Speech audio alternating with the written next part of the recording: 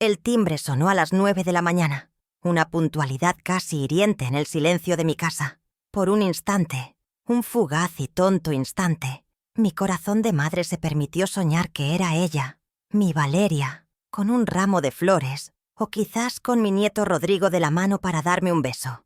Pero al abrir la puerta, solo encontré a un joven con uniforme, sosteniendo una caja rectangular envuelta en un papel dorado, tan brillante, que parecía gritar lujo. No había sonrisa, solo una tableta electrónica, en la que tuve que firmar. Mientras mis dedos temblorosos trazaban mi nombre, Isidora Ramírez, sentí cómo el frío del aparato se me subía por el brazo, un presagio del frío que estaba a punto de instalarse en mi alma. Era el día de mi cumpleaños número 68, y mi hija me había enviado un paquete, como si yo fuera una clienta más en su lista de quehaceres. Dejé la caja sobre la mesa de la cocina, la misma sobre la que tantas veces amasé el pan y decoré los pasteles para sus fiestas de infancia. Mis manos expertas en deshacer nudos de cintas y lazos se sentían torpes, lentas. El papel dorado crujía con cada movimiento, un sonido festivo que chocaba brutalmente con el nudo que se formaba en mi garganta. Dentro, protegida por un nido de seda sintética, descansaba una botella de whisky, un whisky caro, de esos que anuncian en revistas elegantes, con una etiqueta en un idioma que no entiendo. El líquido ambarino brillaba bajo la luz de la mañana, tan hermoso como letal. El aire, a mi alrededor, pareció espesarse, cargado con el fantasma de un olor que conocía demasiado bien, el aliento de las noches en vela, de las promesas rotas, del hombre que amé y que luchó contra sus demonios en esta misma casa. Mi esposo, Antonio, el padre de Valeria, fue un hombre bueno, un hombre trabajador, pero el alcohol fue su sombra durante años. Cada sorbo de esa botella que ahora profanaba mi cocina representaba una lágrima mía, una discusión susurrada para no despertar a la niña, una puerta cerrada con demasiada fuerza. Valeria lo vio, lo vivió. Ella vio a su padre luchar y caer, y nos vio a ambos levantarnos una y otra vez. ¿Cómo podía, entonces, enviarme este veneno embotellado como regalo? ¿Qué clase de mensaje me estaba enviando? La botella no era un simple objeto.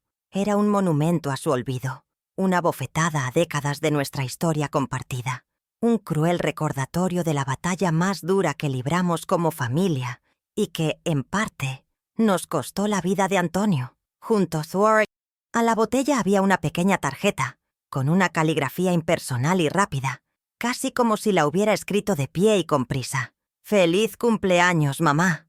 Espero que te guste. Con cariño, Valeria». Esas 3 líneas me rompieron más que cualquier grito. «Espero que te guste». La frase resonaba en mi cabeza como un eco vacío.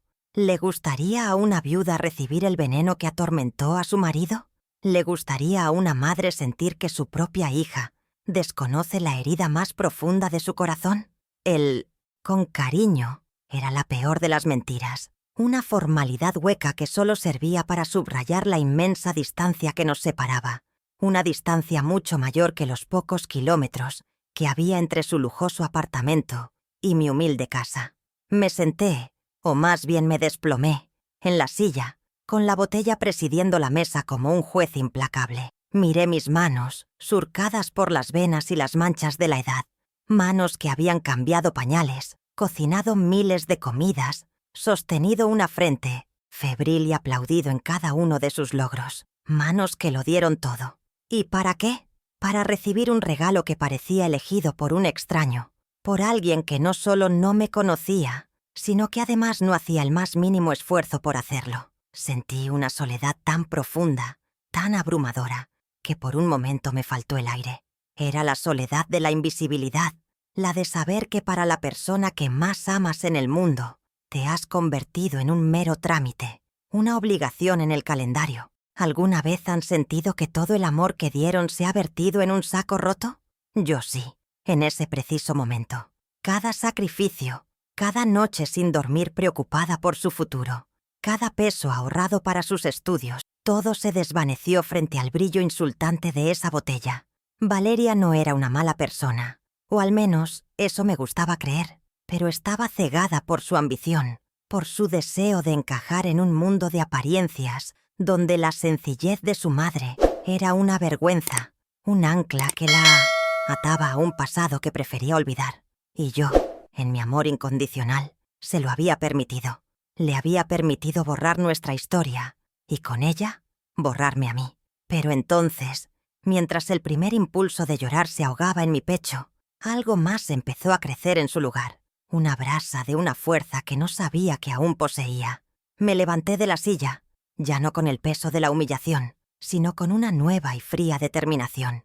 Caminé por mi pequeña sala, pasando los retratos de una Valeria, sonriente, de Antonio joven y fuerte, de nosotros tres en unas vacaciones en la playa. Mis ojos se detuvieron en el viejo baúl de madera que Antonio me había dejado junto a la chimenea, un baúl que nunca me había atrevido a abrir, solo para cuando necesites recordar quién eres, Isidora, me había dicho él en una de sus últimas tardes de lucidez. Y de repente, lo supe. Supe que la respuesta no estaba en las lágrimas, ni en un enfrentamiento inútil con mi hija.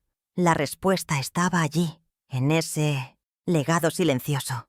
Valeria, en su prisa por escalar socialmente, había olvidado de dónde venía, había subestimado la fuerza de sus raíces. Me envió una botella de whisky para recordarme una debilidad, la de su padre. Pero lo que ella no sabía es que su padre también me había dejado un testamento de su verdadera fortaleza, un secreto guardado bajo llave que estaba a punto de cambiar las reglas del juego.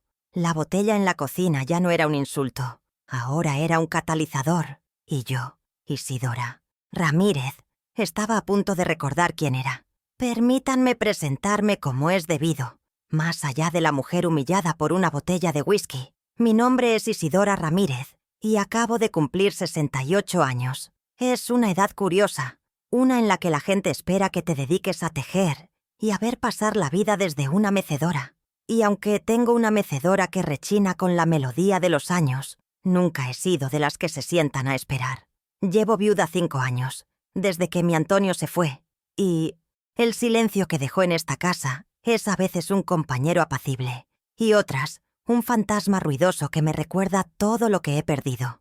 Vivo en la misma casa donde crié a mi hija, un lugar pequeño pero impregnado del aroma a canela, a bizcochos recién horneados y a la madera de los muebles que Antonio y yo compramos con nuestro primer sueldo.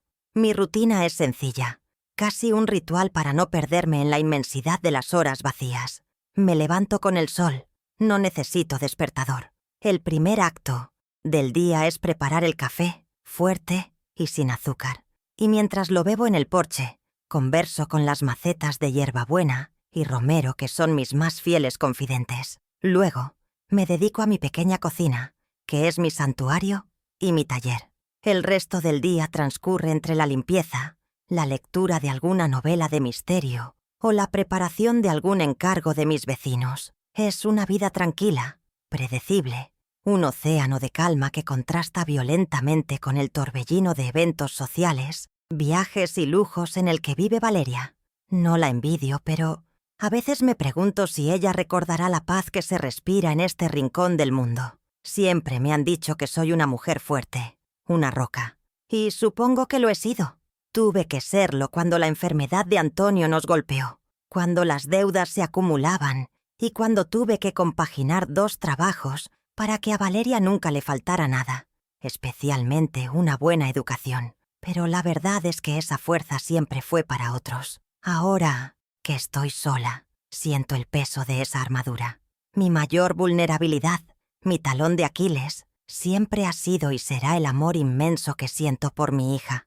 Un amor que me ha vuelto ciega a sus desplantes, que me ha hecho justificar su frialdad y que me ha llevado a aceptar migajas de su atención como si fueran un banquete. Ese amor incondicional es, paradójicamente, lo que me ha hecho más daño. En el fondo de mi ser, antes que madre o viuda, soy una dulcera.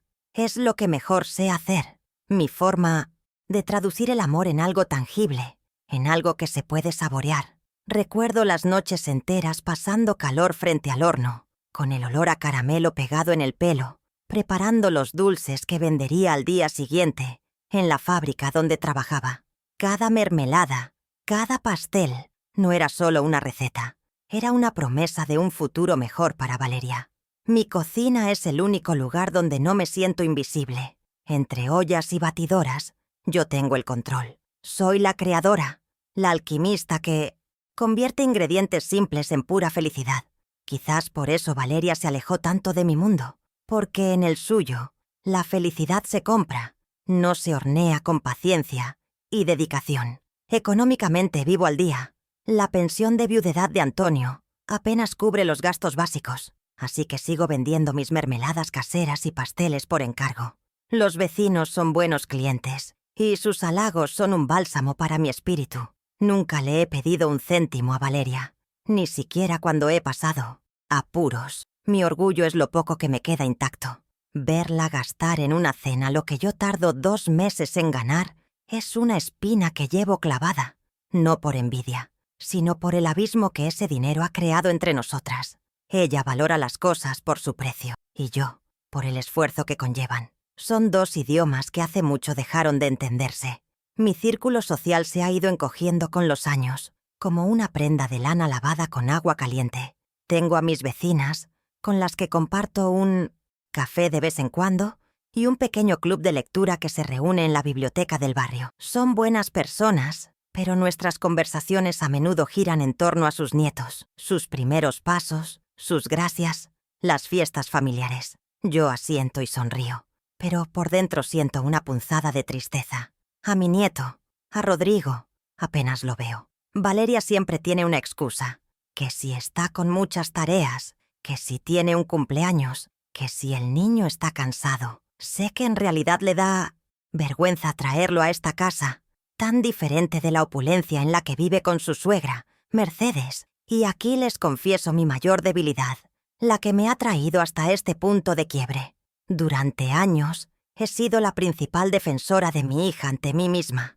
Me repetía una y otra vez que su frialdad era solo una fachada, una consecuencia de su vida estresante y de la presión por mantener un estatus. Está muy ocupada, por eso no llama. Su mundo es muy competitivo, por eso es tan dura. Convertí en una experta en tejer excusas para cubrir el vacío de su ausencia, para no enfrentar la dolorosa verdad, que mi hija, la niña a la que le di la vida, se avergüenza de mí. He aceptado su indiferencia por miedo a perderla del todo, sin darme cuenta de que, en realidad, ya la había perdido hace mucho tiempo. Pero esa fortaleza de la que les hablaba no ha desaparecido. Ha estado latente, adormecida bajo capas de soledad y decepción. La mujer que sacó adelante a su familia con la venta de dulces, la que cuidó a un marido enfermo sin una sola queja, la que enfrentó la escasez con ingenio y trabajo duro, esa mujer sigue aquí. La botella de whisky no creó esta nueva determinación, simplemente la despertó de su letargo. Fue una humillación tan profunda, tan descarada, que actuó como un rayo en una noche oscura, iluminando el camino que debía tomar. Ya no se trata de rogar por su amor, se trata de reclamar mi dignidad, de demostrarle y de demostrarme a mí misma que mi valor no depende de su aprobación. Esta casa, como les dije, está llena de recuerdos, y aunque a veces pesan, también son mi mayor tesoro. Miro la foto de Antonio en la repisa, joven, con una mirada llena de sueños. Él no solo luchó contra su enfermedad, también soñó con un futuro donde yo no tuviera que preocuparme por el dinero, donde mi talento fuera reconocido. Él creía en mí más que nadie. Su memoria no es solo el dolor de su lucha, es también el motor que me impulsa. Él me dejó más que un baúl cerrado. Me dejó la llave para reescribir mi historia, y siento que le debo a él. Y me lo debo a mí, usarla de una vez por todas. Así que aquí estoy, a mis 68 años, no como una víctima, sino como una mujer a punto de empezar una batalla silenciosa. No busco venganza, no es mi estilo. Busco justicia, una justicia poética y silenciosa. Quiero que Valeria entienda que hay legados que no se pueden comprar ni vender, y que el verdadero valor de una persona no reside en su cuenta bancaria, sino en el respeto por sus orígenes y en la gratitud hacia quienes se sacrificaron por ella. El juego ha cambiado, y por primera vez en mucho tiempo, siento que tengo las cartas ganadoras en mi mano, aunque ella ni siquiera sepa que estamos jugando. ¿Y ustedes? ¿Qué habrían hecho en mi lugar? ¿Habrían confrontado a su hija inmediatamente? ¿O habrían buscado otro camino? uno más estratégico. Me encantaría leer lo que piensan en los comentarios. Mi familia, lo que queda de ella, es un archipiélago de 3 islas. La de mi hija Valeria, la de mi nieto Rodrigo y la mía. 3 pedazos de tierra que una vez estuvieron unidos y que ahora se separan cada vez más por un mar de dinero y apariencias.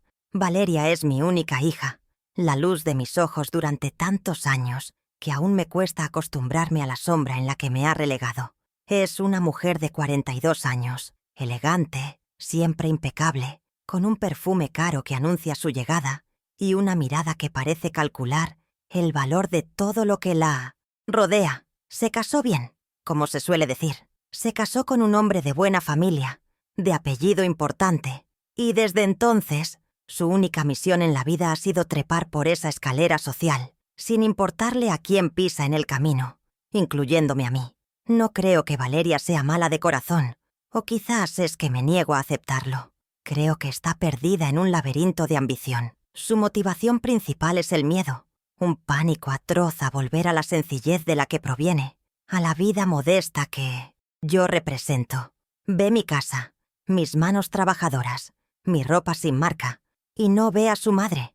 Ve un espejo de su pasado, un pasado que le avergüenza y que quiere enterrar bajo capas de seda, joyas y relaciones influyentes. Su marido, Ricardo, es un buen hombre, pero de carácter débil, completamente dominado por ella y por su madre. Valeria necesita desesperadamente la aprobación de ese círculo social elitista, y para conseguirla, está dispuesta a sacrificar el único amor verdadero e incondicional que ha tenido en su vida, el mío. Y luego está Mercedes, su suegra, la antagonista secundaria de mi historia, aunque a veces pienso que es ella quien mueve los hilos. Es una mujer cuya sonrisa nunca le llega a los ojos, una experta en el arte de la condescendencia disfrazada de amabilidad. Desde el día que conoció a Valeria, vio en ella una arcilla moldeable, una joven ambiciosa, a la que podía convertir en una versión más joven de sí misma. Para Mercedes, yo soy un estorbo, una nota discordante, en la sinfonía de perfección que intenta componer. Recuerdo el día de la boda, cómo me miró por encima del hombro cuando le entregué mi humilde regalo, un ajuar de manteles bordados a mano por mí durante meses. ¡Qué detalle tan rústico!, dijo, con una sonrisa que era una herida. Ella es quien le susurra a Valeria al oído que debe distanciarse de sus orígenes. En medio de este campo de batalla silencioso está mi nieto, Rodrigo, un niño de 10 años al que amo con toda mi alma y al que apenas me permiten ver. Es la verdadera víctima de toda esta situación, un pequeño príncipe encerrado en una jaula de oro. Las pocas veces que Swa ha estado con él han sido en terreno neutral, un parque, una heladería, siempre con la mirada vigilante de Valeria, controlando cada palabra que digo, cada gesto que hago. Me prohíbe llevarle mis dulces caseros, diciendo que tienen demasiada azúcar, cuando en realidad teme que un trozo de mi pastel de manzana pueda contaminar a su hijo con el virus de la normalidad. Mi mayor dolor es pensar que le están enseñando a valorar las cosas por su precio y no por su significado, y que crecerá sin conocer el amor incondicional de una abuela. Nuestra relación no siempre fue así, este desierto de indiferencia. Hubo un tiempo en que Valeria y yo éramos un equipo. Cuando estudiaba en la universidad, yo me levantaba de madrugada para prepararle su comida favorita y se la llevaba en autobús para que no tuviera que comer en la cafetería. Hablábamos por teléfono. Todas las noches me contaba sus sueños, sus miedos, sus primeros amores. Yo era su puerto seguro. El cambio fue gradual, casi imperceptible al principio. Tras su boda, las llamadas se espaciaron. Las visitas se hicieron más cortas y siempre con una excusa para irse pronto. Empezó a criticar sutilmente mi forma de vestir, mi manera de hablar. Fue como ver una flor hermosa cerrando sus pétalos lentamente, hasta convertirse en un capullo apretado e inaccesible. El primer golpe de verdad, el que me hizo darme cuenta de que algo se había roto para siempre, fue durante una de sus raras visitas a mi casa, unos 2 años después de casarse. Entró en la sala y en lugar de darme un abrazo, su mirada recorrió el espacio con un aire crítico. Se detuvo en el viejo sillón de orejas de su padre. un poco desgastado por el uso pero lleno de recuerdos. «Mamá, deberías tirar este trasto. Ocupa mucho espacio y se ve horrible. Rompe toda la estética», dijo con una naturalidad que me heló la sangre.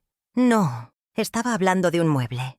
Estaba hablando de borrar a su padre, de eliminar la última huella física de su presencia en nuestra casa.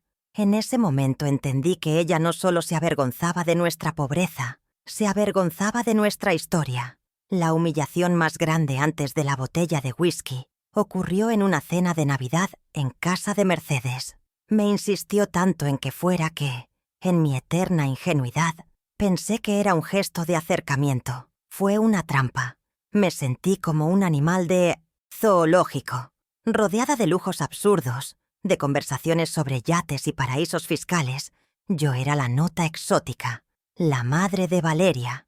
Mercedes me hacía preguntas con falsa curiosidad sobre mi pequeño negocio de mermeladas, como si hablara de una manualidad infantil. Valeria apenas me dirigió la palabra, excepto para corregirme en voz baja por usar el tenedor de pescado con la ensalada. Pasé toda la noche con una sonrisa congelada en el rostro, deseando que la tierra me tragara, sintiéndome más sola que nunca en medio de toda esa gente.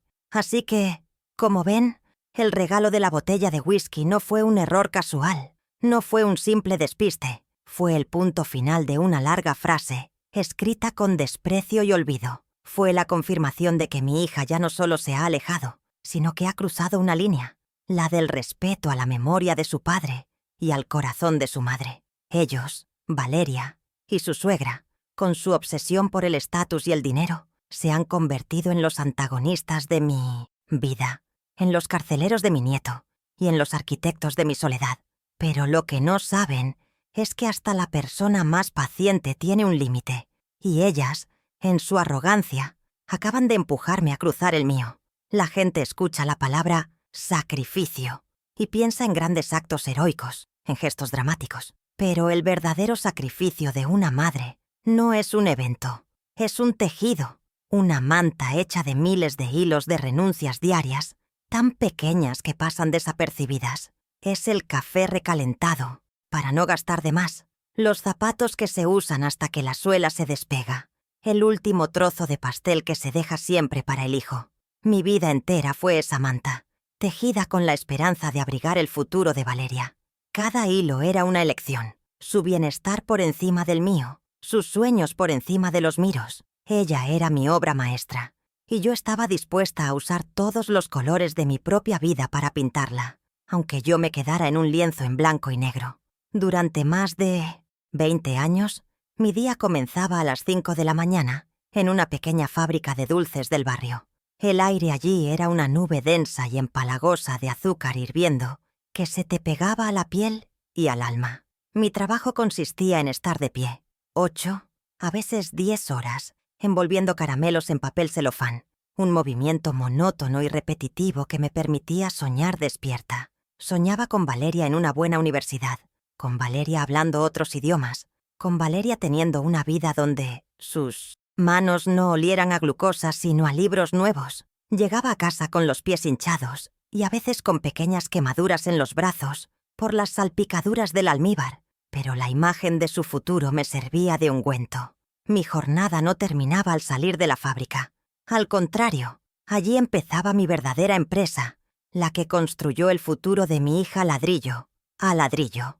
Mientras la ciudad dormía, mi cocina se transformaba. El aroma a azúcar industrial era reemplazado por el de la vainilla pura, la ralladura de limón y el chocolate amargo. Con una batidora vieja que hacía un ruido infernal y un horno que tenía sus mañas, preparaba los pasteles, las mermeladas y los alfajores que vendía por mi cuenta. Cada pedido era un pequeño milagro, dinero extra que iba directamente a una lata de galletas guardada en lo alto de la alacena. Ese dinero pagó sus clases de inglés, su primer ordenador, el viaje de fin de curso. Valeria dormía plácidamente mientras yo, noche tras noche, horneaba sus oportunidades. Mi Antonio, que en paz descanse, trabajaba duro en la construcción, pero su salud empezó a flaquear muy pronto. Su lucha contra el alcohol no solo nos hería emocionalmente, sino que también hacía que su sueldo fuera inconstante.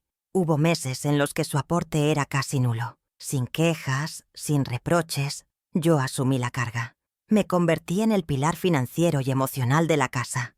Remendaba la ropa, hacía magia para estirar la comida y nunca, jamás, permití que Valeria sintiera la precariedad en la que a veces vivíamos. Ella siempre tuvo sus libros nuevos, su uniforme impecable, su merienda completa.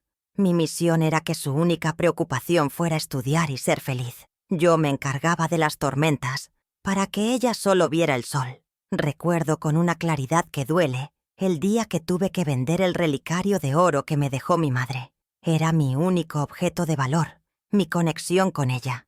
Pero Valeria había sido aceptada en un curso preuniversitario carísimo y no nos alcanzaba el dinero. Fui a la casa de empeños con el corazón en un puño, sintiendo el frío del oro en mi palma sudorosa. El hombre me dio unos billetes arrugados que me parecieron una miseria por un tesoro tan grande. Pero esa misma tarde, cuando pagué la matrícula y vi la cara de felicidad de Valeria, sentí que había hecho lo correcto. Ella nunca supo de dónde salió ese dinero. Para ella, simplemente apareció, como por arte de magia. La magia de una madre que se desprende de su pasado para construir el futuro de su hija.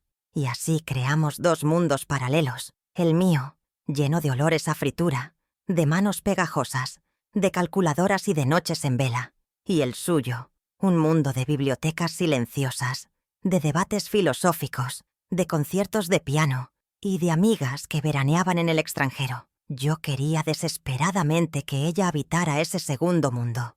Luché para que el abismo entre nuestras realidades fuera lo más grande posible. Fui el puente que ella cruzó para llegar a una vida mejor. Y una vez que estuvo al otro lado, en lugar de mirar atrás con gratitud, pareció que prendía fuego al puente para que nadie supiera que venía de mi orilla. Mi mayor logro fue también el origen de mi mayor dolor. Claro que yo también tenía sueños. Soñaba con tener mi propia pastelería, una con un escaparate bonito y mesas pequeñas donde la gente se sentara a tomar un café con un trozo de mi pastel de 3 leches. Soñaba con viajar, con conocer el mar, que solo había visto en fotografías. Pero todos esos sueños los guardé en un cajón bajo llave. Siempre había algo más urgente, algo más importante. La ortodoncia de Valeria, el campamento de verano, la entrada para su primer coche. Mi vida se convirtió en un eterno algún día, cuando Valeria esté encaminada. Pero ese día nunca llegó para mí, porque para ella su camino nunca tenía fin, y en él ya no había espacio para los sueños de su madre. No puedo negar que mi plan, en cierto modo, funcionó. Valeria es una mujer de éxito, según los estándares del mundo.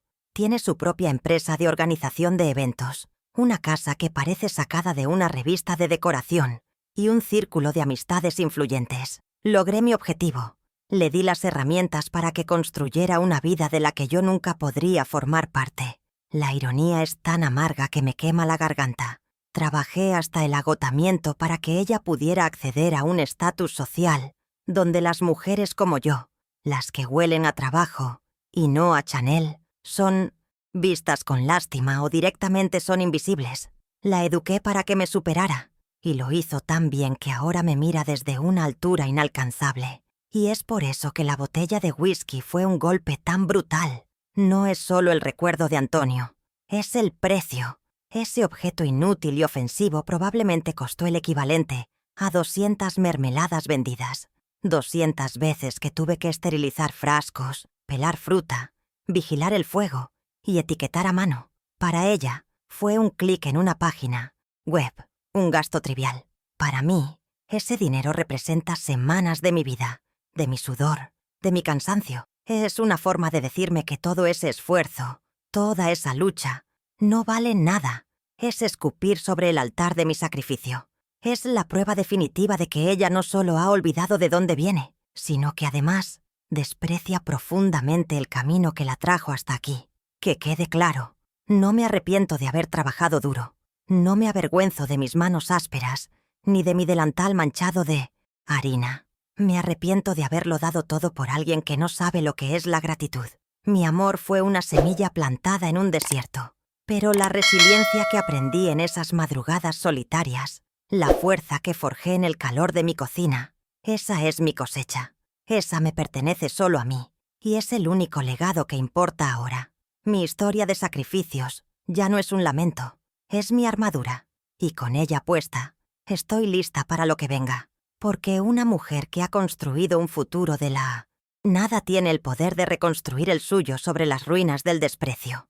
El viejo baúl de madera de nogal llevaba 5 años en el mismo rincón, acumulando una fina capa de polvo que yo respetaba como si fuera un velo sagrado. Era el último gran secreto de mi marido, una cápsula del tiempo que me había prohibido abrir. Pero la humillación de aquella mañana había sido un terremoto que había resquebrajado todas mis viejas promesas. Con una determinación que me sorprendió a mí misma, busqué la pequeña llave de hierro que guardaba en mi joyero, junto al anillo de bodas que nunca me quitaba.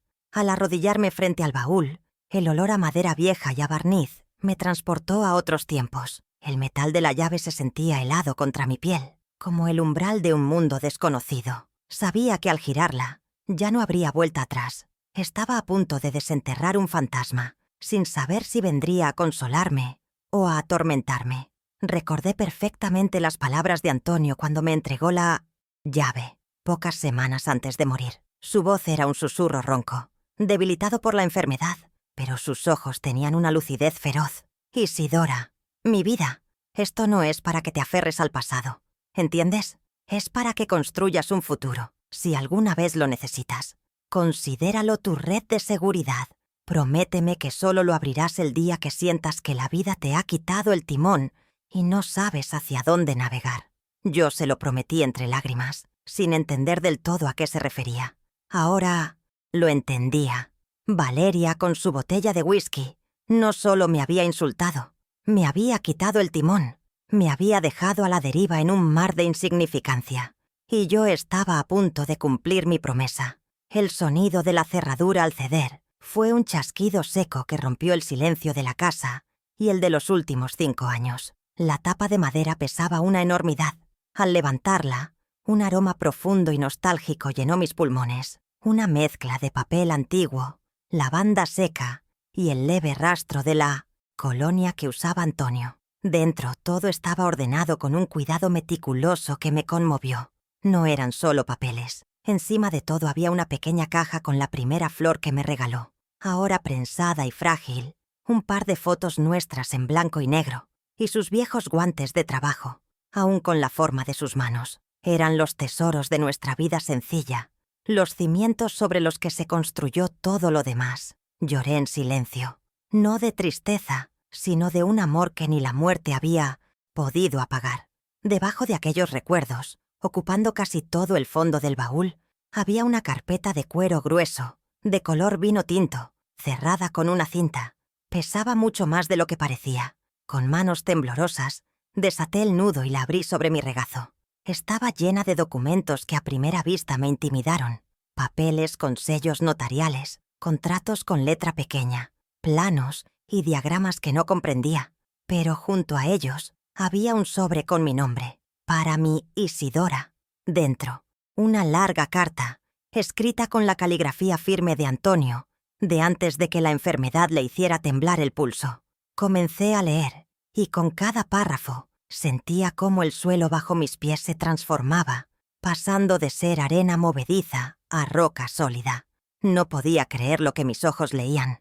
La carta y los documentos contaban una historia que yo desconocía por completo. Hablaban de una época anterior a la enfermedad, cuando Antonio no solo trabajaba en la construcción, sino que dedicaba sus noches a una pasión secreta en nuestra cocina: crear recetas de salsas artesanales, recetas que, al parecer, eran extraordinarias. La carta detallaba cómo, acosado por una deuda urgente, le vendió todo ese proyecto, el nombre, las recetas, el concepto, a un viejo amigo que empezaba un pequeño negocio de alimentos. La venta se hizo por una cantidad simbólica, casi un regalo, pero Antonio, con una astucia que nunca le había conocido, incluyó una cláusula en el contrato, una cláusula que ahora, décadas después, parecía una bomba de relojería a punto de estallar en el momento justo. Terminé de leer la carta con el corazón latiéndome en los oídos. El aire de la habitación parecía vibrar con una nueva energía. Esto era mucho más que dinero. Era la prueba de que Antonio nunca se había rendido del todo, de que incluso en sus momentos más oscuros había estado pensando en mí, en protegerme. Era su último acto de amor, un legado de su ingenio y no de su debilidad. Miré a través de la puerta de la sala hacia la cocina, donde la botella de whisky seguía sobre la mesa. De repente me pareció un objeto patético, insignificante. Mi poder no iba a nacer de la amargura que ella me había regalado, sino del amor y la previsión que mi marido me había dejado.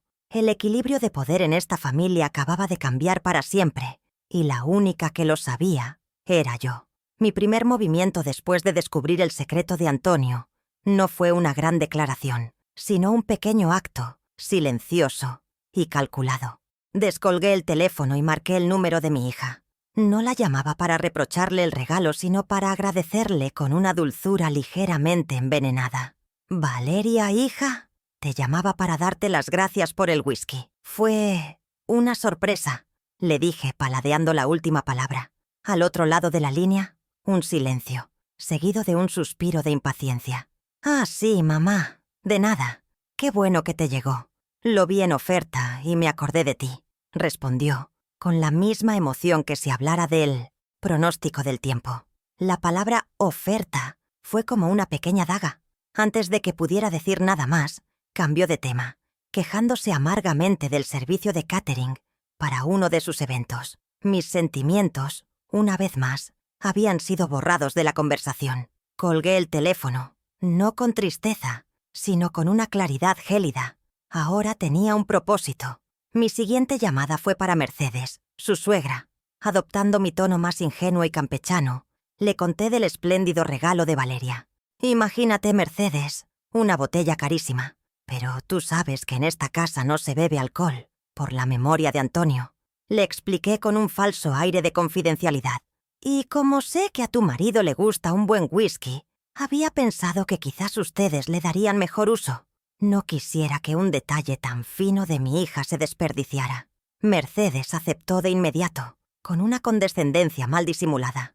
«Pero qué detalle el tuyo, Isidora. Aunque es curioso que Valeria te regale algo. Así, ¿no crees? A veces parece que esa niña vive en la luna». La semilla estaba plantada. Unos días después, el destino me regaló una escena que avivó aún más mi resolución. Fui al mercado de agricultores, mi pequeño lujo semanal, a comprar los higos para mi mermelada. A lo lejos, vi una melena rubia y perfectamente peinada que reconocí al instante. Era Valeria, junto a mi nieto Rodrigo. Ella hablaba por su móvil con el ceño fruncido, gesticulando con fastidio, mientras el niño miraba a su alrededor con el aburrimiento propio de quien preferiría estar en cualquier otro sitio. Mi corazón dio un vuelco al ver a mi nieto, tan cerca y tan lejos. Avancé un par de pasos, con la intención de saludarlos, pero me detuve en seco. Vi a Valeria terminar la llamada, y sin dirigirle una palabra a Rodrigo, le entregó su tableta. «Toma, entretente y no molestes», le oí decir. El intercambio fue tan frío y transaccional que me dolió físicamente. La trampa, como era de esperar, funcionó a la perfección. No pasaron ni 24 horas antes de que mi teléfono sonara con furia. Era Valeria. «Mamá, ¿me puedes explicar qué demonios hiciste?», gritó sin siquiera un saludo. «Mercedes me llamó para agradecerme el whisky que te regalé a ti». «¿En qué estabas pensando? Me has dejado en ridículo frente a ella». No le importaba mi dolor, ni la memoria de su padre. Le importaba su imagen, la pequeña fisura que mi gesto había creado en su fachada de hija perfecta y considerada. Ahora ella y sus amigas deben pensar que no tengo ni la más mínima idea de tus gustos, que no te conozco. A veces parece que lo haces a propósito solo para perjudicarme. Respiré hondo, aferrándome a la calma que me daba mi secreto. En lugar de llorar o de defenderme, respondí con una serenidad que la desarmó por completo. «Valeria, era un regalo, y desde el momento en que me lo diste, era mío para hacer con él lo que quisiera. Me pareció un gesto amable hacia tus suegros, para que algo tan caro no se quedara acumulando polvo en mi alacena», le dije con una lógica aplastante. No sabía que los regalos venían con instrucciones de uso o que tenían un propósito más allá de la intención. Siento que te haya molestado. Mi tranquilidad fue como echarle agua a un fuego de aceite. Se enfureció aún más por no poder arrastrarme a su terreno de drama y reproches y me colgó el teléfono con un bufido. Sonreí. Era mi primera, pequeña victoria. La siguiente estocada fue indirecta. Mi vecina, Carmen, con la mejor de las intenciones, me trajo una revista de sociedad local que había comprado en la peluquería. «Mira, Isidora, tu hija sale aquí», me dijo con orgullo. Y allí estaba, en una página a todo color, una foto de Valeria sonriendo radiante mientras entregaba un cheque gigante a un orfanato. El titular rezaba: «La empresaria Valeria Ramírez, un ejemplo de elegancia y altruismo». Sentí una náusea amarga. Su generosidad era un espectáculo, una actuación para las gradas. Donaba miles de pesos para limpiar su conciencia y construir su imagen pública, mientras era incapaz del más mínimo gesto de compasión privada hacia su propia madre. La distancia entre la mujer de la foto y la que me había gritado por teléfono era un abismo insondable. Pasó una semana de silencio tenso, y entonces, como un reloj, llegó la llamada que sabía que vendría. El tono de Valeria había cambiado de la furia al almíbar. «Mamá, mi salvadora, ¿cómo estás, mi reinita?», empezó, con una falsedad que casi podía palpar. La necesitaba. Uno de sus clientes más importantes, una marca de lujo, iba a dar una fiesta, y el postre principal había fallado. Necesitaba para dentro de 2 días 500 de mis alfajores de maicena, los únicos que, según ella, estaban a la altura. Nadie, pero nadie en el mundo los hace como tú, mamá. Por favor, sálvame. Eres la única que puede hacerlo». La manipulación era tan burda, tan descarada. Mi talento, mi esfuerzo, solo existía para ella cuando podía servirle como solución de emergencia. Sentí el poder recorrer mis venas, una sensación casi olvidada. Escuché pacientemente toda su letanía de halagos y súplicas. Cuando terminó, dejé un silencio deliberado antes de responder. «Claro que sí, hija. Con mucho gusto te los preparo», dije. Pude oír su suspiro de alivio al otro lado de la línea, pero entonces añadí la estocada final. «Te enviaré el presupuesto en un momento. Necesitaré el 50% por adelantado para comprar los ingredientes de primera calidad que uso». Se hizo un silencio tan profundo que pensé que se había cortado la comunicación. Era la primera vez en mi vida que le ponía un precio a mi trabajo, a mi tiempo, a mi amor. Estaba rompiendo la regla no escrita que me había mantenido subyugada durante décadas. Su reacción fue una explosión de incredulidad. «¿Un presupuesto? ¿Cobrarme? ¿A mí? ¿Tu única hija?», balbuceó, como si le hubiera hablado en un idioma extranjero. Intentó todas las tácticas de su arsenal de manipulación. Primero el victimismo. «No puedo creer que me hagas esto en un momento de crisis». Luego la culpa. «Con todo lo que yo hago por ti, mamá, no es justo». Esa última frase fue la que me dio la fuerza para mantenerme firme. «No, Valeria. La pregunta es ¿qué has hecho tú por mí últimamente, aparte de insultarme? Esto no es un favor, es un trabajo, y mi trabajo tiene un valor». Finalmente, entre dientes y con una furia apenas contenida, aceptó. «Está bien. Mándame tu maldito presupuesto». Trabajé durante 36 horas, casi sin descanso. Quería que esos alfajores fueran la obra cumbre de mi vida, una dulce y perfecta bofetada de talento. Cuando terminé, los empaqué en cajas impecables y, en lugar de esperar a que enviara a un mensajero, decidí llevarlos yo misma. La fiesta era en el salón de un hotel de 5 estrellas. Al llegar, el portero me miró por encima del hombro y me dirigió a la entrada de servicio, por la parte de atrás, junto a los contenedores de basura. Allí, en un pasillo mal iluminado que olía a desinfectante, me encontré con Valeria. Estaba estresada, gritándole a un camarero. Me vio y su cara se contrajo en una mueca de fastidio. «Ah, aquí estás. Rápido, dame eso», me dijo, arrebatándome las cajas de las manos. Ni un gracias, ni un «qué buena pinta tienen, mamá». Sacó de su bolso un fajo de billetes y me los metió en la mano, como si estuviera pagando por algo ilícito. «Toma, Aquí está tu dinero. Ahora vete. Por favor, que los invitados están por llegar y no quiero que te vean por aquí. Usa esta misma puerta, ordenó, dándose la vuelta sin siquiera mirarme a los ojos. En ese instante, mientras yo estaba de pie en el pasillo de servicio, vi a Mercedes entrar por la puerta principal, deslumbrante con un vestido de lentejuelas. Nuestras miradas se cruzaron por una fracción de segundo, y en su rostro vi una pequeña sonrisa de triunfo. La humillación fue total y absoluta. No era solo que me hubiera pagado, era que se avergonzaba de mí a un nivel tan profundo que ni siquiera podía permitir que me vieran entregar el producto que le había salvado el evento. Me había utilizado y luego me había descartado y escondido como si fuera basura. Caminé de vuelta a casa bajo la llovizna, con los billetes apretados en mi puño. Ya no eran un símbolo de victoria, sino el pago por mi propia invisibilidad. Lágrimas de rabia, no de pena, rodaban por mis mejillas. Se acabaron las pequeñas victorias, las pruebas sutiles. Ella había declarado la guerra, y yo la había entendido perfectamente. Esa misma noche, la rabia se convirtió en combustible. Abrí el baúl de nuevo, pero esta vez no busqué consuelo en los recuerdos, sino información en los contratos de Antonio. Con una paciencia infinita, empecé a buscar en Internet los nombres que aparecían en los documentos. El del amigo de Antonio, el de la pequeña empresa que fundaron.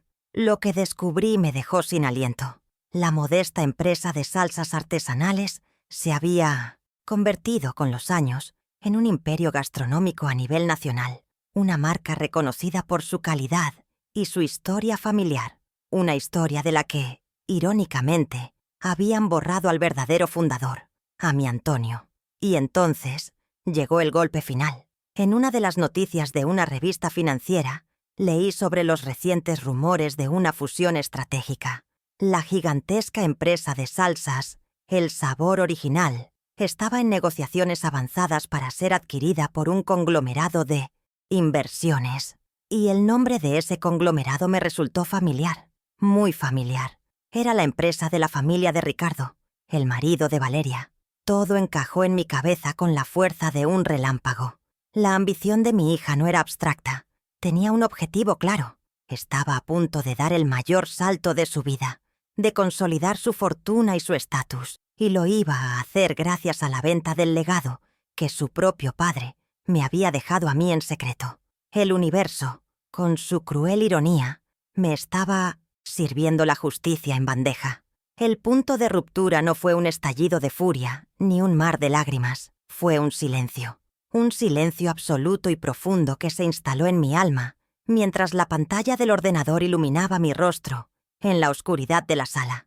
Leía la noticia de la fusión, el nombre de la empresa de la familia de mi yerno, y sentía cómo las piezas de mi vida encajaban en un mosa impresionante y cruel. La rabia por la humillación en la puerta de servicio, la tristeza por el desprecio de mi hija. Todo eso se disolvió y se solidificó en algo nuevo, una calma glacial. En ese instante dejé de ser una madre que suplicaba amor. La mujer que lloraba por las migajas de atención de su hija murió sentada en esa silla. En su lugar nació una estratega. Vi a Valeria ya no como mi niña perdida, sino como una adversaria, y supe, con una certeza aterradora y liberadora, exactamente lo que tenía que hacer. Me levanté de la silla y mis movimientos eran deliberados, sin la vacilación de la pena. Fui a la cocina, el corazón de mi hogar y el escenario de tantos de mis sacrificios. Sobre un plato había quedado un único alfajor, perfecto y tentador, de los cientos que había preparado para ella. Lo tomé en mi mano, sentí su textura suave y el peso del dulce de leche. Por un momento, recordé a la niña que devoraba mis dulces con alegría. Pero esa niña ya no existía. Con un gesto sereno, caminé hacia el cubo de la basura, levanté la tapa y lo dejé caer dentro. El sonido sordo del alfajor al chocar con el fondo fue el punto final de un capítulo de mi vida. Se había acabado el tiempo de ofrecer mi dulzura para que fuera pisoteada. A partir de ahora, guardaría mi talento para mí. Mi mirada se posó sobre la fotografía de Antonio que presidía la repisa de la chimenea. Sus ojos parecían mirarme con complicidad. con ese amor tranquilo que siempre me había profesado, y mi resolución se afianzó. Esto ya no era solo por mi dignidad herida, era por él, era para honrar su memoria, que había sido borrada de su propia creación. Era para darle voz a su legado, que estaba a punto de ser subastado para financiar la vanidad de otros. Me acerqué a la foto y le pasé los dedos con suavidad. «No voy a fallarte, mi amor», le susurré al retrato. «Tú pensaste en protegerme y ahora me toca a mí proteger lo que fue tuyo. No dejaré que conviertan tu ingenio y tu sudor en un escalón más para su soberbia. Mi lucha ahora tenía un propósito más elevado. El primer paso de un plan no tiene por qué ser un gran salto. Puede ser una simple llamada, un nombre recordado en el momento justo.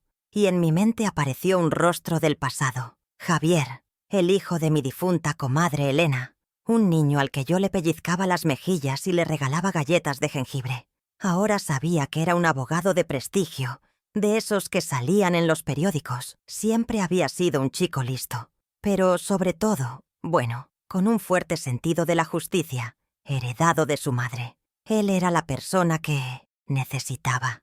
Alguien de mi mundo, alguien que entendería el lenguaje del honor y el respeto, no solo el del dinero. No iba a buscar un abogado cualquiera, iba a buscar un aliado, un arma secreta que Valeria y su mundo de apariencias nunca verían venir. Con una paciencia que no sabía que poseía, busqué el nombre de su bufete en Internet. Encontré su correo electrónico profesional y pasé casi una hora redactando un mensaje corto y preciso, sopesando cada palabra. No revelé ningún detalle comprometedor. Simplemente me presenté como Isidora Ramírez, una vieja amiga de su madre, y le expliqué que necesitaba un consejo legal sobre un asunto familiar delicado relacionado con unos documentos que me había dejado mi difunto esposo. El simple acto de pulsar la tecla «enviar» me produjo un vértigo, una sensación de poder. Era la primera pieza que movía en este tablero de ajedrez. Había dejado de reaccionar a sus movimientos para empezar a dictar el juego. Mientras esperaba su respuesta, convertí mi mesa de cocina en un centro de operaciones. Saqué todos los documentos del baúl de Antonio y los extendí bajo la luz. Pasé 2 días enteros leyéndolos, una y otra vez, con un diccionario al lado para entender los términos legales. Hice anotaciones, subrayé cláusulas. Me sumergí en la historia que contaban esos papeles hasta que la sentí mía. El dolor de la traición se fue transformando en el poder del conocimiento. Ya no era una simple pastelera. Me estaba convirtiendo en la experta de mi propio caso, en la guardiana de la verdad de Antonio. Mi cocina, que había sido testigo de mi servidumbre, era ahora el cuartel general de mi liberación. Este cambio interno empezó a reflejarse en mi exterior. Mi vecina Carmen me dijo un día: «Isidora, te veo distinta, más derecha, como con más brío». Y era verdad. Había un nuevo propósito en mi forma de caminar, una nueva luz en mi mirada. Dejé de mirar el teléfono con la vana esperanza de una llamada de mi hija. Dejé de torturarme mirando las fotos de su vida perfecta en las redes sociales. Toda esa energía que antes malgastaba en anhelarla, ahora la invertía en mi plan. Mi mundo se había enfocado, se había afilado, como un cuchillo que se prepara para hacer un corte limpio y preciso. Estaba reuniendo mis fuerzas en silencio, preparándome para una batalla que nadie, y menos que nadie Valeria, esperaba que yo librara. 3 días después, llegó la respuesta. Un correo electrónico de Javier. «Estimada Isidora, qué alegría saber de usted. Claro que me acuerdo. ¿Cómo olvidar su pastel de limón?» Sus palabras eran cálidas y respetuosas. Me dijo que estaría encantado de recibirme en su despacho, sin coste alguno por la primera consulta, en honor a la vieja amistad de nuestras familias. Al leer su mensaje sentí una oleada de alivio y confirmación. No estaba sola. Las buenas acciones del pasado, las galletas regaladas a un niño, volvían a mí en forma de una alianza inesperada. El plan estaba en marcha. Miré el baúl de Antonio, ya no como un cofre de recuerdos, sino como mi arsenal particular.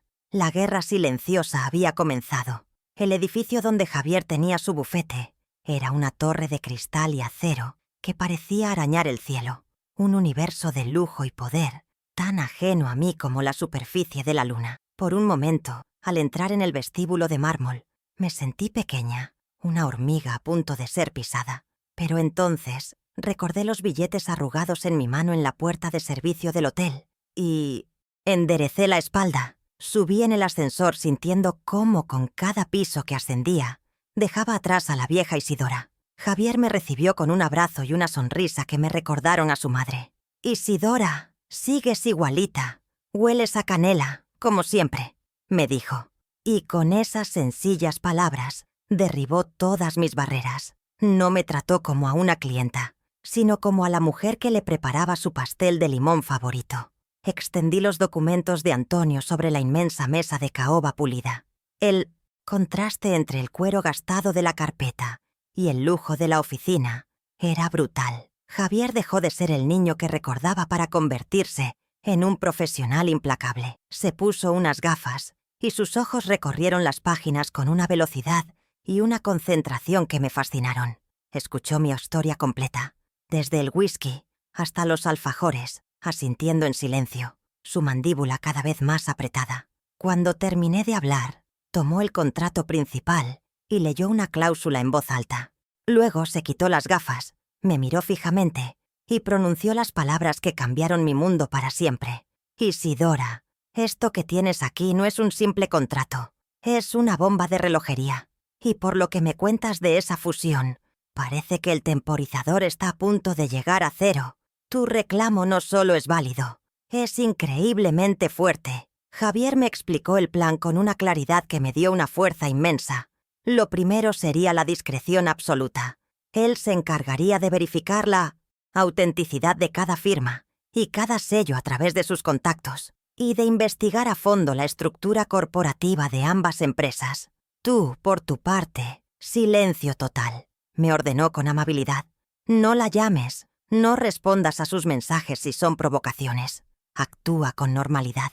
Debemos dejar que sigan construyendo su castillo de naipes. Cuanto más alto crean que están, cuanto más seguros se sientan en la víspera de su gran triunfo, más devastadora será la caída cuando quitemos la carta fundamental. Su metáfora me hizo sonreír. Por primera vez en meses, sentía que no estaba sola, que tenía a un general brillante de mi lado. Salí de aquella torre de cristal sintiendo que flotaba. El ruido de la ciudad, que antes me aturdía, ahora sonaba como una sinfonía de posibilidades. La reunión con Javier había sido mucho más que una consulta legal. Había sido una transfusión de poder, la validación de un experto, la empatía de un viejo amigo, la promesa de una estrategia.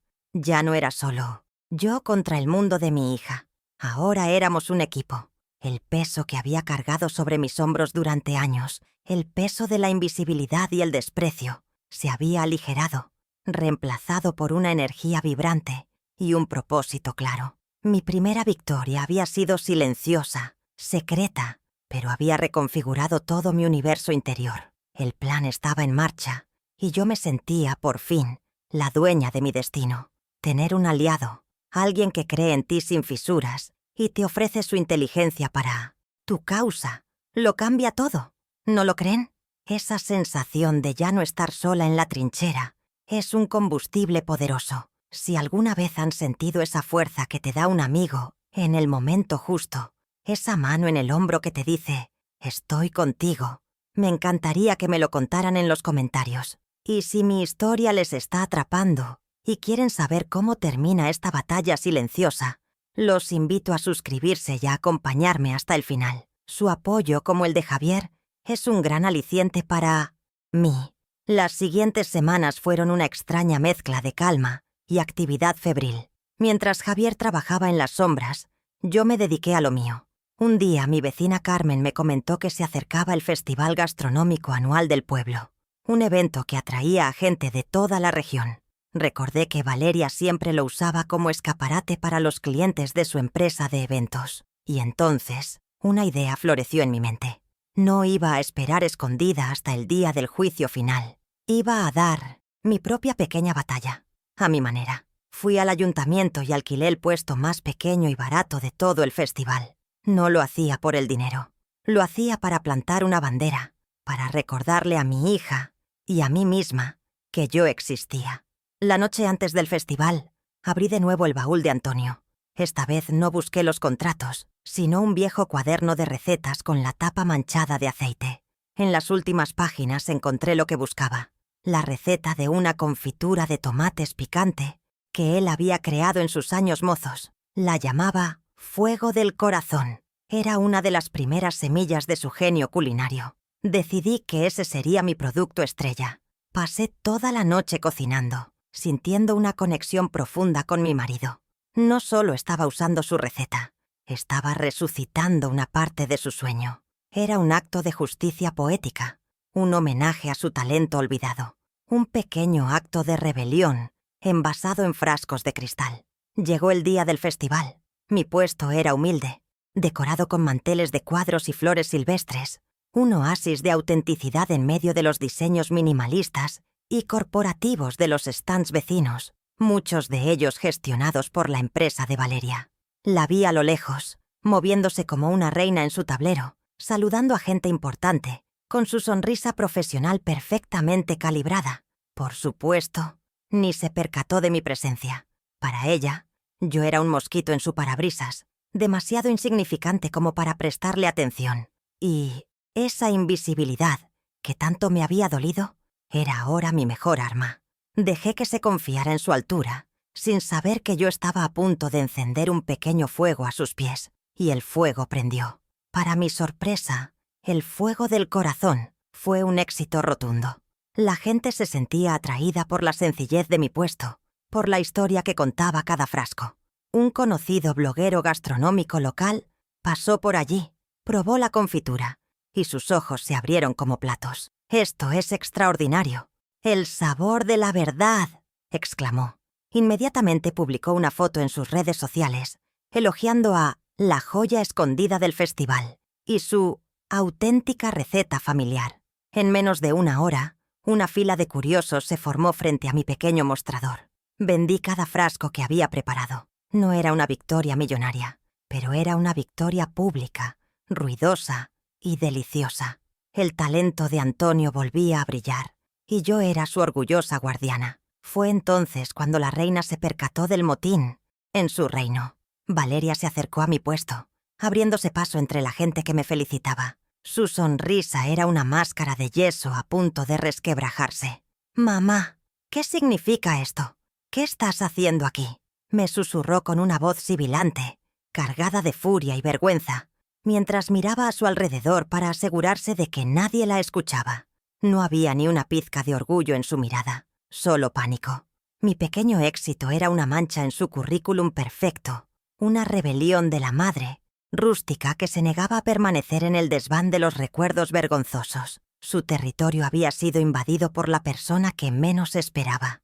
La miré directamente a los ojos, sin miedo, sin necesidad de defenderme. La calma que había forjado en las últimas semanas era mi escudo. «Estoy trabajando, Valeria, ganándome la vida, como he hecho siempre. Es lo que tú misma me pediste que hiciera, ¿no? Que le pusiera un precio a mi trabajo», le respondí con una voz suave pero firme. Justo en ese momento, una señora me interrumpió para comprarme el último frasco de mermelada de higos y felicitarme por la confitura de tomate. Valeria tuvo que hacerse a un lado, mordiéndose el labio, obligada a ser espectadora de mi triunfo. Se dio la vuelta y se marchó sin decir una palabra más, dejando tras de sí una estela de confusión y rabia. La segunda victoria estaba conseguida. Le había demostrado que yo no era invisible. Y lo mejor de todo es que ella aún no tenía ni idea del verdadero fuego que estaba a punto de caer sobre ella. La noche del gran anuncio, Javier y yo entramos al salón de gala del hotel más lujoso de la ciudad. Yo, que estaba acostumbrada a mi delantal de flores, me sentía extraña dentro de un vestido de seda azul oscuro, sencillo pero elegante, que habíamos comprado para la ocasión. No llevaba joyas, solo el anillo de bodas de Antonio. Mi cabello, por primera vez en años, estaba peinado en un moño bajo por una profesional. No buscaba parecer rica, buscaba parecer digna. A nuestro alrededor, un mar de gente importante bebía champán y susurraba sobre cifras millonarias. El aire olía a perfume caro y a victoria. Nuestra victoria. Javier, a mi lado, Era una torre de calma y confianza.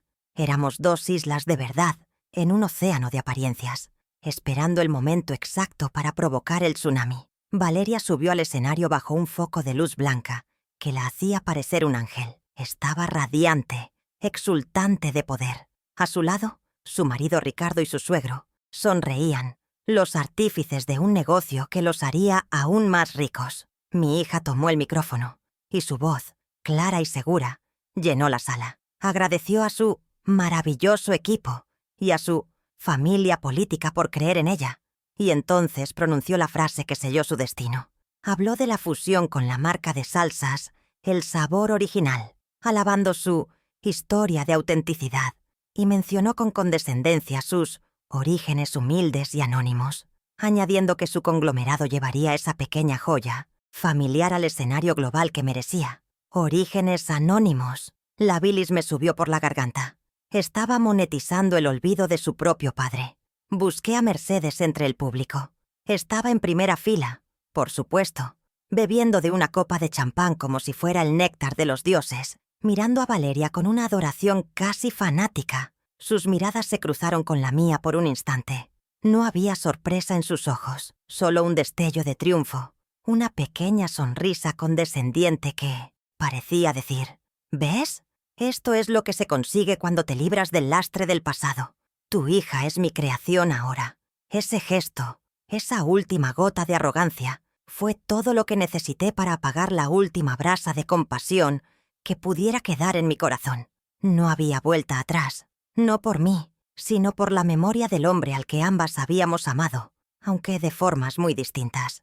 El discurso de Valeria terminó con una ovación cerrada. La gente se puso en pie. Era su momento de gloria, absoluta, la cima de su montaña de ambición. Los fotógrafos disparaban sus flashes, y justo cuando su suegro se acercaba a ella con una pluma estilográfica para la firma simbólica del acuerdo, la voz de Javier resonó en la sala, tranquila pero con una autoridad que cortó los aplausos en seco.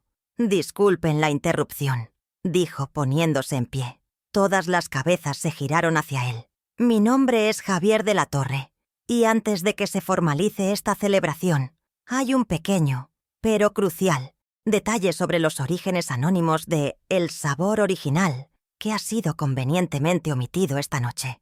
Valeria lo miró, primero con irritación, luego con una confusión que rápidamente se transformó en pánico al verme a mí, de pie junto a él. El color desapareció de su rostro maquillado.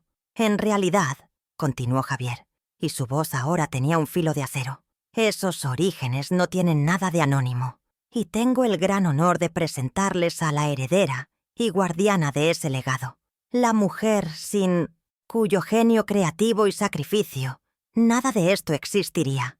Permítanme presentarles a la viuda del único y verdadero fundador de esta marca, el señor Antonio Ramírez, la señora Isidora Ramírez». Javier extendió una mano hacia mí. Me puse en pie lentamente y sentí cómo 200 pares de ojos se clavaban en mí, en la insignificante madre que había sido escondida en la puerta de servicio. El murmullo en la sala se convirtió en un silencio expectante. Pero Javier no había terminado. «Sé que en el mundo de los negocios, las palabras sin pruebas no valen nada», dijo, sacando un pequeño dispositivo de su bolsillo. «Así que permítanme que les muestre algo». Apuntó a la pantalla gigante detrás del escenario. El logo brillante del conglomerado se desvaneció, y en su lugar apareció la imagen nítida de un documento amarillento por el tiempo. Era el contrato original, y Javier, con un puntero láser, señaló una cláusula, ahora ampliada y subrayada en rojo para que todos pudieran leerla. La jerga legal era compleja, pero la frase final era demoledora. «En caso de venta, fusión o disolución de la marca, el 50% del valor total de la transacción será transferido a Antonio Ramírez o a sus herederos legítimos». Un jadeo colectivo recorrió la sala. El aire festivo se hizo denso, irrespirable. La gente ya no miraba la pantalla, me miraban a mí y luego a Valeria, cuyo rostro era una máscara de horror puro. Su suegro y su marido la miraban con una mezcla de furia y desconcierto, como si acabaran de descubrir que habían estado construyendo su imperio sobre un campo de minas. La humillación que yo había sufrido en privado, ella la estaba sufriendo ahora en público, multiplicada por 1000, bajo los focos que tanto anhelaba y frente al público que tanto se había esforzado por impresionar. El castillo de naipes se estaba desmoronando en directo. Intentó hablar, abrió la boca, pero solo salió un balbuceo incoherente. Esto es absurdo. Es una falsificación. Mi padre era un simple obrero. Él nunca... Su voz se quebró. Sus ojos iban de mi rostro impasible a la firma inconfundible de su padre en la pantalla. La verdad era un sol demasiado brillante que la estaba cegando, quemando todas sus mentiras. La mujer poderosa y elocuente de hacía 5 minutos se había desvanecido, dejando en su lugar a una niña asustada, atrapada en las consecuencias de su propia soberbia y su desmemoria. Su mundo, construido con tanto esmero sobre el olvido, se estaba haciendo añicos contra la roca de la realidad. Yo no necesité decir ni una sola palabra. Mi poder residía en mi silencio y en mi presencia. Simplemente me quedé allí, de pie, erguida, siendo el testimonio vivo de la historia que ella había intentado enterrar. Cada segundo de mi silencio era un grito que recordaba mis noches en vela, el olor a caramelo, las manos de Antonio creando magia en nuestra humilde cocina. En esa sala, la memoria de mi marido fue restaurada. Ya no era el alcohólico del 1900 que avergonzarse, sino el genio creativo, el visionario cuya obra póstuma estaba a punto de impartir la lección más dura y necesaria a la hija que lo había despreciado. Javier dio el golpe de gracia. Con la misma calma con la que había empezado, se dirigió al suegro de Valeria.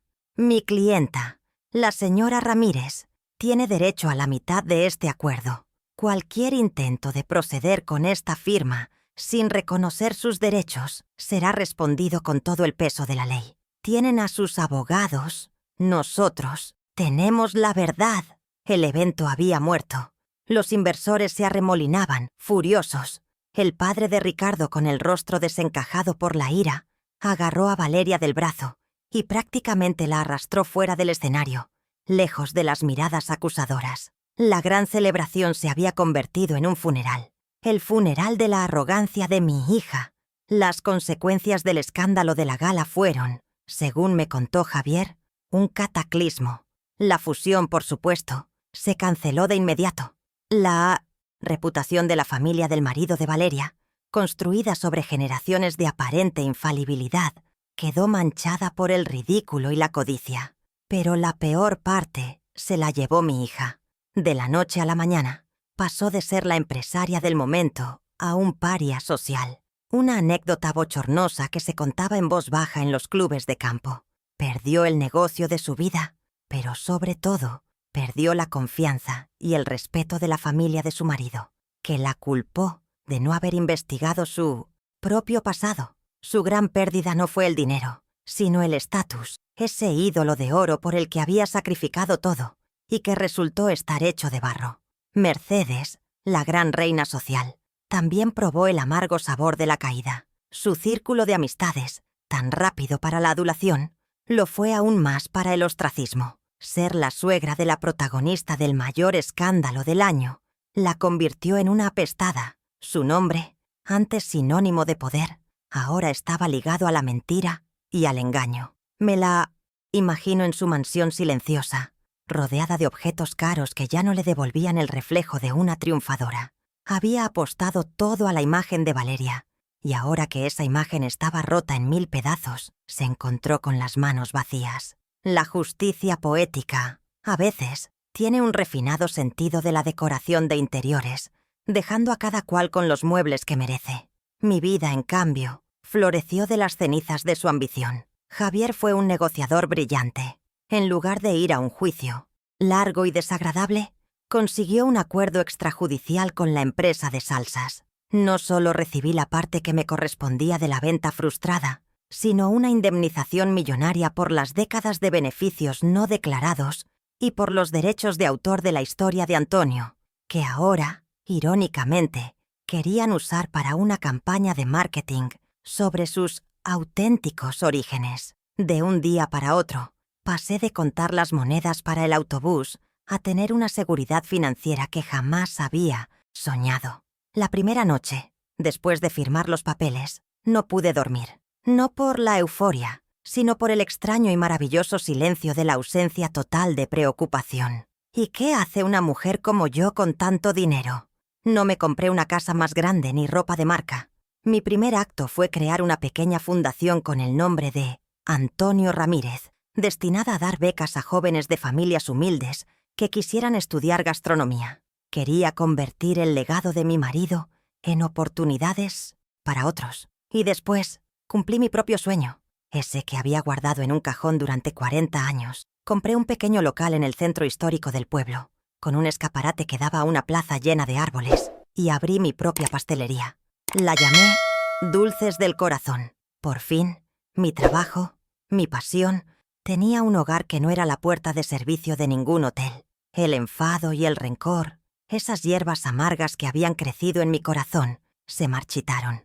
En su lugar, floreció una paz serena que no había sentido en mucho tiempo. Mi pastelería se convirtió en mi refugio y en mi centro social. Contraté a 2 chicas jóvenes del barrio para que me ayudaran. Pasaba mis días horneando por placer, no por necesidad, charlando con los clientes, viendo a los niños aplastar la nariz contra el cristal del mostrador. Mi valor ya no dependía de la aprobación de nadie. Lo encontraba en la sonrisa de un cliente al probar mi pastel de limón, en el compañerismo de mis empleadas, en el simple hecho de subir la persiana de mi propio negocio cada mañana. Me había reconstruido a mí misma, con mis propias manos y mis propias recetas. Unas semanas después de la inauguración, la campanilla de la puerta sonó y, al levantar la vista, la vi. Era Valeria. Estaba más delgada, pálida, y vestía con una sencillez que no le había visto en años. Su arrogancia se había evaporado, dejando tras de sí una fragilidad que casi me conmovió. Se acercó al mostrador y sus ojos se llenaron de lágrimas. Intentó disculparse, pero sus primeras palabras me demostraron que aún no había entendido la lección. «Mamá, perdóname. Mi vida está arruinada. Lo he perdido todo», dijo, con la voz rota por la autocompasión. Su dolor seguía centrado en ella misma, en lo que había perdido, no en el daño que había causado. La escuché en silencio, sin interrumpirla. Cuando terminó, respiré hondo y le respondí con la calma de quien ya no tiene nada que perder. «Tú no lo perdiste todo, Valeria. Tú lo tiraste todo por la borda a cambio de cosas que no valían nada. Y en el proceso, casi me tiras a mí contigo», le dije sin acritud, solo con la franqueza de la verdad. El perdón no es una palabra mágica que borra el pasado. Es un camino que se recorre, y tu camino apenas empieza. Le dije que mi puerta no estaba cerrada para siempre, pero que la llave para abrirla la tenía ella. Tenía que encontrarse a sí misma, a la niña que yo crié, no a la mujer que se avergonzaba de su madre. Y tenía que hacerlo por ella, no por mí. Nuestra relación por ahora es un terreno en barbecho. No hay una reconciliación completa, pero sí una posibilidad. Lo primero que hice por ella, o más bien por mi nieto, fue crear un fondo para asegurar la educación de Rodrigo, pasara lo que pasara. Le he permitido que me lo traiga a la pastelería algunos domingos. Son visitas cortas, a veces incómodas, pero son un comienzo. Ver a mi nieto devorar un alfajor con la cara manchada de azúcar es la única victoria que de verdad importa. Valeria observa desde lejos, en silencio. Sé que el camino de su redención será largo, pero por primera vez tengo la esperanza de que, quizás, algún día lo recorra hasta el final. Nuestro futuro, si lo hay, se construirá sobre nuevas bases, las del respeto que yo impuse y que ella, ahora, deberá aprender a merecer. Ahora, cuando miro a mi alrededor, no veo solo una pastelería, veo el mapa de mi propia vida. El aroma a mantequilla y azúcar es el olor de mis sacrificios, pero también el de mi victoria. El sonido de la campanilla de la puerta es la música de mi independencia. Esta aventura no comenzó por un deseo de riqueza, sino por una necesidad de justicia. El dinero fue la consecuencia, no el objetivo. Fue la herramienta que me permitió reconstruir mi vida sobre mis propios cimientos, no sobre las ruinas del desprecio de mi hija.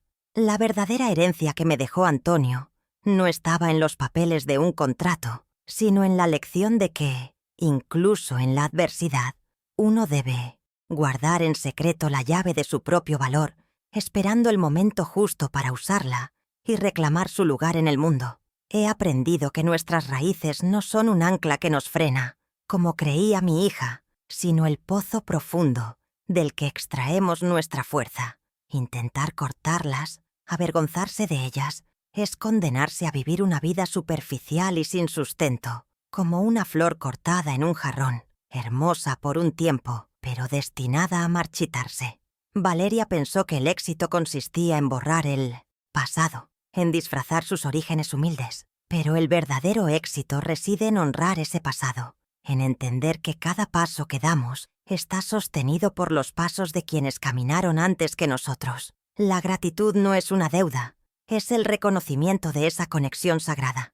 Olvidarlo es el primer paso para perderse a uno mismo. También he redefinido mi concepto de la fortaleza. Durante décadas, creí que ser fuerte significaba aguantar, soportar en silencio el dolor y la humillación, sacrificar mis necesidades por las de los demás. Estaba equivocada. La verdadera fuerza no está en la capacidad de resistencia pasiva, sino en el coraje de decir «basta». Reside en conocer tu propio valor y en trazar una línea inquebrantable para defenderlo. No es una fuerza ruidosa ni vengativa, sino una dignidad silenciosa y firme que nace del autorrespeto. Es el poder tranquilo de quien ya no necesita la aprobación de nadie para saber quién es y lo que merece. Una lección que aprendí no en una sala de juntas, sino en la soledad de mi cocina.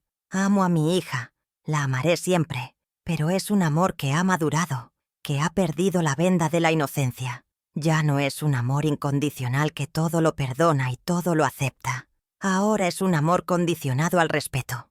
Un amor de adulta, que entiende que a veces la mayor prueba de afecto no es dar un abrazo, sino dar un paso atrás y permitir que la otra persona enfrente el vacío de sus propias decisiones, porque solo en ese vacío, en esa soledad creada por sus actos, puede encontrar la oportunidad de renacer. La familia no es solo un lazo de sangre, es un pacto de respeto que debe renovarse cada día con pequeños gestos de cuidado, gratitud y reconocimiento mutuo.